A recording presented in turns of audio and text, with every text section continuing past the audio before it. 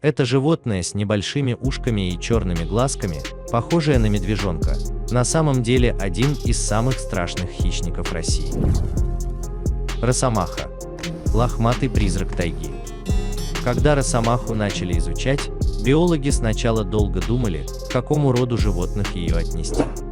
Даже знаменитый Карл Линней, который всю фауну сумел разложить по полочкам, разрывался между тем, причислить ли этот вид к псовым или назвать родственником куньих. В конце концов решили, что она ближе к последним, хотя выглядит этот зверь, как сгорбившийся уменьшенный медведь с огромными лапами. Росомаху люди знают давно, но изучить ее оказалось не так просто. Уж очень свиреп и скрытен этот хищник. С виду такая милаха, хотя на самом деле в наглости росомахи не откажешь. Она не стесняется украсть у человека домашний скот или вытащить добычу из капкана. Тем не менее, для экосистемы она полезна. Зверь отлично переваривает падали больных животных, избавляя лес от заразы. Габариты этого мишки по сравнению с его родственниками впечатляющие. Вес до 20 килограммов, рост около полуметра, длина тела чуть меньше метра, не считая пушистого хвоста. Роскошная длинная и густая шубка является для росомах гордостью и надежной защитой от холодов. С таким природным одеянием этим животным не страшны пронизывающие арктические ветра и сибирские морозы.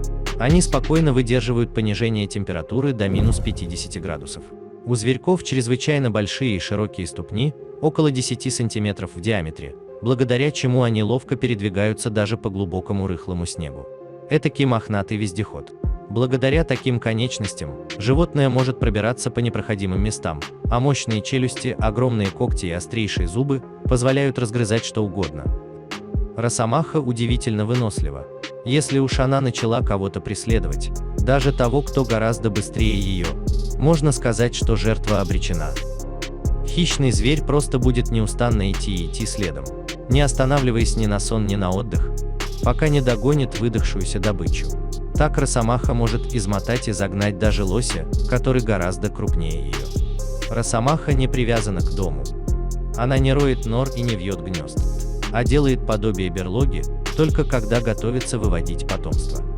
Может ночевать практически где угодно, поэтому территория охотничьих угодий одного хищника может охватывать площадь в несколько квадратных километров. Росомаха – ночной хищник, а вообще она спит, когда ей захочется. Росомаха выделяет особый запах, который часто сравнивают с биологическим оружием скунса. Даже волки и рыси редко нападают на такое ароматное животное. У росомахи бескомпромиссный характер, поэтому другие животные стараются по возможности с ней не связываться. Вот как видите, лисицы держатся подальше от нее, зная, что она может напасть в любой момент. Впрочем, нападать на этого хищника боятся даже стая собак крупной породы. Они окружили ее, и никто не решается атаковать первым. Даже с таким численным превосходством нападать на этого зверя не лучшая идея, ведь укус собаки не причинит росомахе особого вреда. Благодаря эластичности и толщине кожи, зубы собаки не могут ее прокусить, а убить ее за счет давления челюстей у собаки просто не хватит сил. С волками у нее особые отношения, они постоянно соперничают между собой. Волк при виде росомахи обязательно постарается отнять у нее добычу.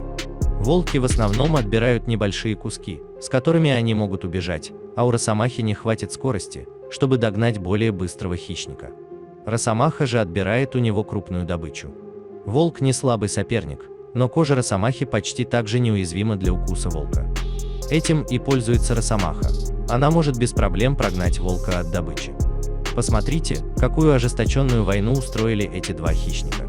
Удивительно, но волк, превосходящий в массе в 3 раза, не смог победить росомаху. И росомаха получает трофейный обед. Эти два хищника – непримиримые враги, которые устраивают жестокие битвы за добычу. Посмотрите, какую технику использует росомаха в борьбе. При атаке она делает кувырок и оказывается прямо у шеи волка. А укус за шею может стать опасным для серого хищника. Из-за этого волки не горят желанием вступать с нею в драку. Даже два волка с опаской нападают на росомаху. Росомаха крайне умна и изворотлива, неутомима и упорна, неприхотлива и осторожна.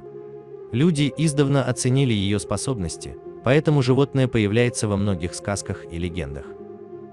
Зверя даже считали порождением другого мира и называли хитрым дьяволом. Тем не менее, популяция росомах в данный момент тает, хоть зверь и занесен в Международную Красную книгу. Охотники, добывающие ценный мех и живых зверей, голод, болезни, ухудшение экологии – все это является опасными врагами редкого зверя. Будем надеяться, что уникальное животное удастся сохранить.